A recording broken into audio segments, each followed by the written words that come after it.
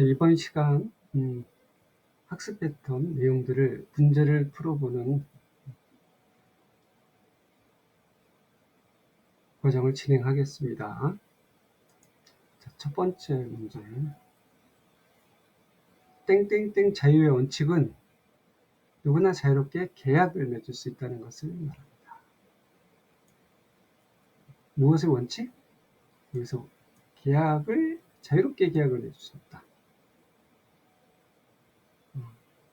무엇의 자유원칙?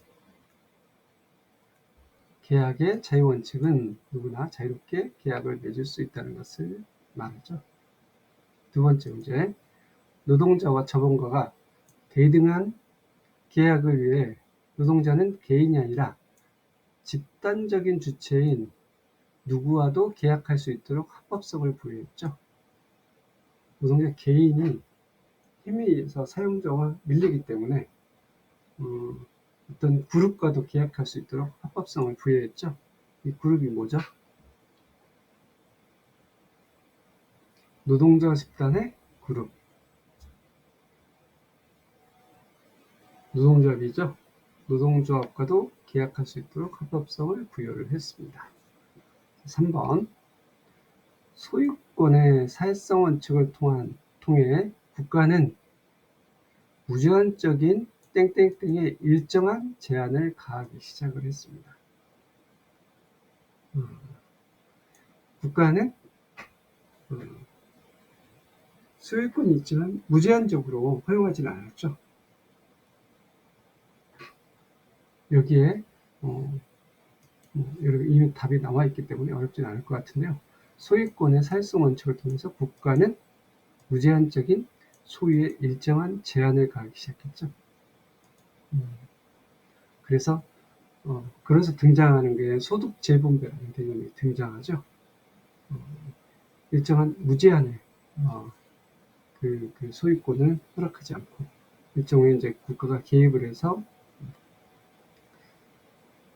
소득의 재분배를 형성하려고 했던 거예요. 왜냐하면 이제 소득이라는 것은 크게 두 가지 의미를 가지고 있어요. 하나는 노동소득이라는 게 하나가 있고 또 하나는 자본소득이라는 게 있잖아요. 그래서 피케티라는 영국의 젊은 학자가 밝혀낸 게 지난 100년 동안의 노동소득의 증가분과 자본소득의 증가분, 소득의 증가분을 두 개를 비교해 봤어요. 그랬더니 어떤 소득이 더 소득의 증가분이 많았을까요? 네. 자본의 소득이 노동의 소득의 증가분보다 더 컸던 거예요. 그러니까 많은 자본을 소유하는, 그러니까 여기서 자본이라고 하는 것은 동산이나 부동산을 포함해서 주식 뭐 이런 걸 많이 소유하고 있는 대자본이 더 잘 살게 되더라라는 거예요. 그러니까 소유권을 무한정으로 이렇게 인정을 하게 되면 이런 빈익빈 부익부 현상이 급격하게 커질 수밖에 없어요. 그래서 국가는 여기에 소유권에 일정 정도 제한을 가한다기보다는 소유권에 세금을 많이 부과하는 방식을 취하는 거예요. 그래서 거기서 나오는 세금을 가지고 취약계층에게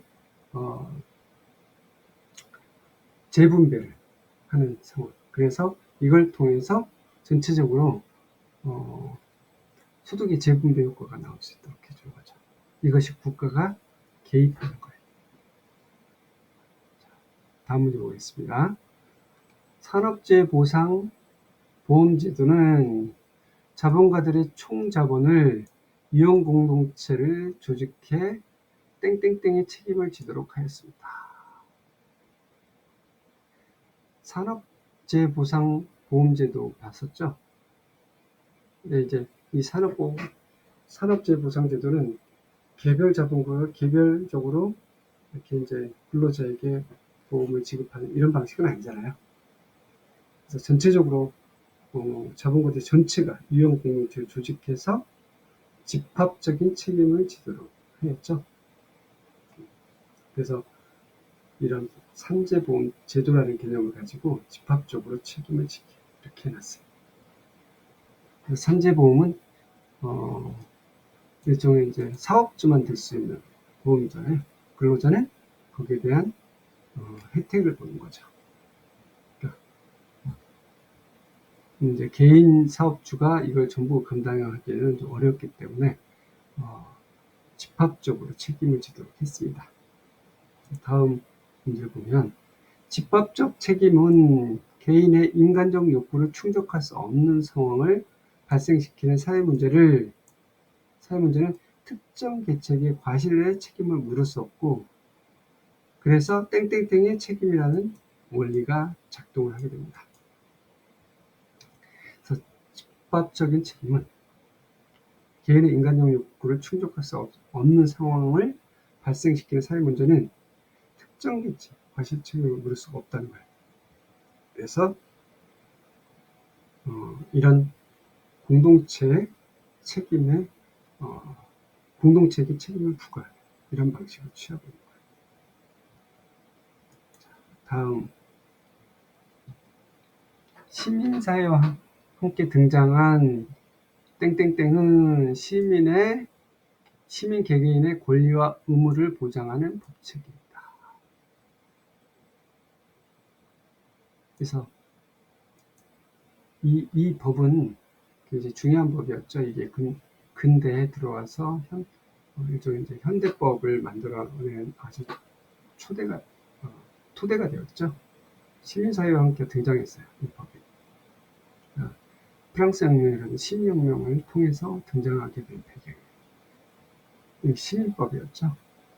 그런데 이제 이 시민법에서 시민 개개인의 권리와 의무를 보장하는 법칙이죠. 근데 여기서 시민은 그렇죠. 세금을 납부할 수 있는 사람, 건강한 이 아니라 이렇게 이제 남성을 중심으로 세금을 낼 수 있는 사람 이렇게 제한적이었죠. 그런 게 이제 모든 대상을 시민이라고 보지는 않았을 거예요. 그래서 그런 한계가 있었죠. 하지만 이것이 현대 와서는 모든 사람을 시민으로 보게 되고, 그래서 모든 사람들의 개개인의 권리와 의무를 보장했죠. 그리고 여기서는 사실 어떻게 보면 특별권을 가지고 있는 사람들에게 가지고 있지 않는 사람들에게는 보장하지 않았어요. 자, 다음 문제. 계약의 공정성의 원칙은 무엇을 중심으로 발전하게 되었다?